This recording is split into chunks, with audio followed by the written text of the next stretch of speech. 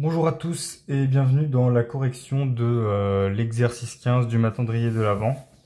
Exercice qui consistait à l'étude de la série suivante, série qui fait un petit peu peur, un terme général assez effrayant, effectivement, et en fait, il faut tout simplement l'étudier pas à pas, et si on voit qu'on a trois termes qui nous embêtent, on va tout simplement s'y attaquer sans plus tarder. En fait, le tangent de pi sur 2 moins 1 sur e puissance n, on a ici un terme dont on sait qu'il tend vers 0, et donc ici, le terme, l'argument, tend vers pi sur 2 par valeur croissante. Donc en fait, si on se rapporte à la fonction tangente, même si là c'est tracé à main levée, ça tend vers pi sur 2 et donc le terme général tend vers plus l'infini. Ici, pour la somme des cas factoriels, évidemment, on a aussi un entier qui tend vers plus l'infini et en bas, on a encore un nombre qui tend vers plus l'infini. Mais en l'occurrence, la tangente, on sait que pi sur 2, c'est une valeur particulière. Alors le problème, c'est que évidemment, elle n'est pas définie en pi sur 2, mais par contre, en fait, on sait la définir à partir des autres fonctions trigonométriques. Et là, un pi sur 2 moins x, on sait en faire quelque chose. Donc en l'occurrence, c'est sinus de pi sur 2 moins 1 puissance n, 1 sur e puissance n, sur le cosinus. Et ça va être tout simplement un sinus de 1 sur e puissance n, sur cosinus de 1 sur e puissance n. Et là, on retrouve en fait le résultat, qu'on aurait eu normalement, c'est 1 sur tangente de 1 sur e puissance n. Désolé, c'est très moche, mais voilà, c'est égal à ça. Peut-être je l'aurais écrit. C'est égal à 1 sur tangente de 1 sur e puissance n. Or ça, on en connaît un équivalent, parce que tangente de x quand x tend vers 0, c'est équivalent à x, donc c'est équivalent à 1 sur 1 sur e puissance n, c'est-à-dire e puissance n. Donc ça tend effectivement vers l'infini. Quant au 2 puissance ln de n, je le traite maintenant, mais on n'est pas obligé. Je me dis que je vais commencer par simplifier les choses en traitant le 2 puissance ln de n. Il ne faudra pas que j'oublie de revenir à l'autre. Mais 2 puissance ln de n, ça me fait penser à un exponentiel de ln de n quelque chose. Donc je me dis, mais ça va ressembler à du n en fait. Et je peux l'écrire, ça c'est exponentiel de ln de n, ln de 2. Et là je me dis, mais c'est juste, c'est inversé quoi. En gros, ça c'est comme n puissance ln de 2. Donc on a du n puissance ln de 2. Voilà qui va bien. Donc on a du n puissance ln de 2. Là on a du exponentiel de n. Et ce qui nous reste, c'est la somme des k factoriels. Bon en l'occurrence là, il y a quelque chose de bien avec la somme des k factoriels, c'est que c'est un entier, donc l'entier on peut le calculer, et donc on peut se faire un petit tableau, en fait. Moi je me serais fait un petit tableau comme ça, avec d'un côté n factoriel, parce qu'on va en avoir besoin, et la somme des k factoriels, donc de 1 à n. Donc pour 1 c'est pas très compliqué, hein. Pour 2, ici le factoriel c'est 2, ici on va avoir du 3. Pour 3 factoriel 6, et en fait là on a 3 plus 6, donc on peut avancer comme ça dans la colonne. 4, je sais que c'est 24, ici on a 33, le 5 ça fait 120, 6 ça fait 720, il me semble même que 7, je crois que c'est 5040, faudrait vérifier, mais c'est l'idée. Donc ici c'est simple à calculer, 533, ici ça fait 873, et là ça fait 5913 je crois. Enfin bref. En tout cas ce qu'on remarque, c'est que c'est à peu près le même ordre de grandeur n factoriel et k factoriel. Même si bon, la somme jusqu'à n-1 des k factoriels est quand même pas négligeable, mais elle fait pas changer l'ordre de grandeur. Donc la question ce serait peut-être de comparer en fait les k factoriels à n factoriel. Donc j'écris cette somme qui en l'occurrence c'est le rapport des deux choses, hein. C'est-à-dire ici on a la somme de 1 à n, donc cette colonne là, sur le n factoriel, on se demande ce que c'est. Et là il y a déjà un n factoriel, donc déjà je peux peut-être le sortir, ça fait n factoriel sur n factoriel, ça me fait du 1. Et ensuite on a la somme des k factoriels, mais jusqu'à n-1 sur n factoriel.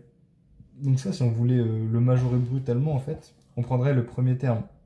Là, on aurait, si je l'écrivais comme ça, 1 plus 1 sur n-1, plus, etc., plus 1 sur n factoriel. Donc là, on aurait n-1, n-2, etc., etc. Donc de plus en plus de termes. Donc si on voulait le majorer brutalement, on prendrait le plus grand terme fois le nombre de termes. Mais du coup, ça c'est nul, c'est égal à 2. C'est nul. Et en fait, bah on pourrait essayer d'avoir quelque chose de moins brutal. Si on réécrit en fait toute notre somme comme ça, bah, si on continue ensuite, là on prend le deuxième terme, là, ça va être de 1 sur n-1, n-2. Et bah, des termes qui sont plus petits que ça, il va y en avoir n-2. Donc en fait, on peut majorer par ça en multipliant par n-2. Et ces choses-là se simplifient. C'est-à-dire 1 plus... Bon, en fait, je vais tout simplement dire que c'est un petit taux de 1. Ça tend vers 1, en fait. Or, bah, ce terme-là, il est clairement supérieur à 1, puisque c'est 1 plus des termes positifs.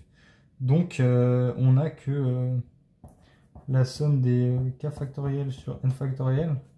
Bon, j'écris pas tout, hein, mais ça tend vers 1. Et ça, en fait, c'est très parlant parce que ce que ça veut dire, c'est que n factoriel, c'est équivalent à la somme des k factoriels pour k allant de 1 à n. Et en fait, en faisant apparaître n factoriel, en fait, c'est assez génial parce que on peut en plus penser à Stirling parce qu'on a déjà du e puissance n. Et en fait, Stirling nous dit c'est du n puissance n sur e puissance n racine de 2 pi n. Ce qui fait que ici, bah en fait, on a déjà trouvé un équivalent de un. Alors, je sais plus si je suis encore dans la caméra, mais normalement ça va. Un équivalent de un, ça va être n puissance n sur e puissance n fois e puissance n racine de 2 pi n sur... Alors, on a du 2 puissance ln de n. Alors ça, j'avais calculé seulement lui, mais du coup, ça fait du 2 puissance n puissance ln de 2. Bon, ces choses-là se simplifient. Ici, je l'ai mis au mauvais endroit, désolé. Mais ici, on a quelque chose qui tend vraiment vite vers plus l'infini. Et ici, on ne sait pas trop. Donc, on pourrait peut-être passer ça à la forme exponentielle. Moi, j'ai du exponentiel de n, ln de ln de n.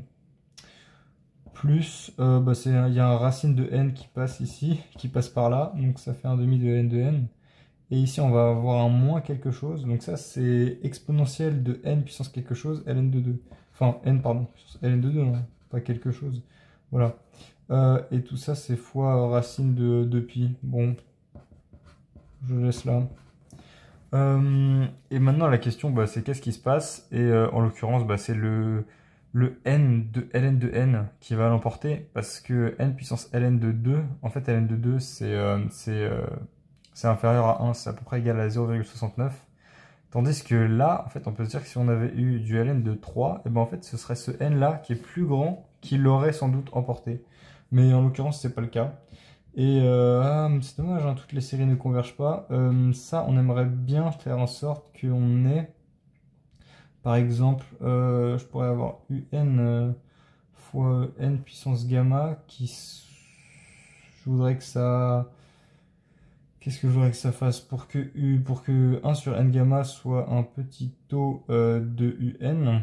Ça veut dire que 1 sur n gamma un tend vers 0, donc un n gamma tend vers plus l'infini, avec gamma plus petit que 1. Et bah, ça, en l'occurrence, c'est vrai pour tout gamma qui est plus petit que 1, parce que là, ça va faire du plus gamma ln de n, et c'est toujours le n ln de n qui va l'emporter en fait.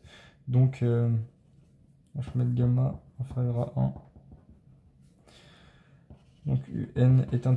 n'importe quoi. Donc 1 sur n gamma est un petit taux de un. Donc ça, c'est tout simplement l'autre penchant, l'autre pendant de la comparaison de série de Riemann. Et donc on peut dire que la série, je vais y arriver, diverge par critère de négligeabilité.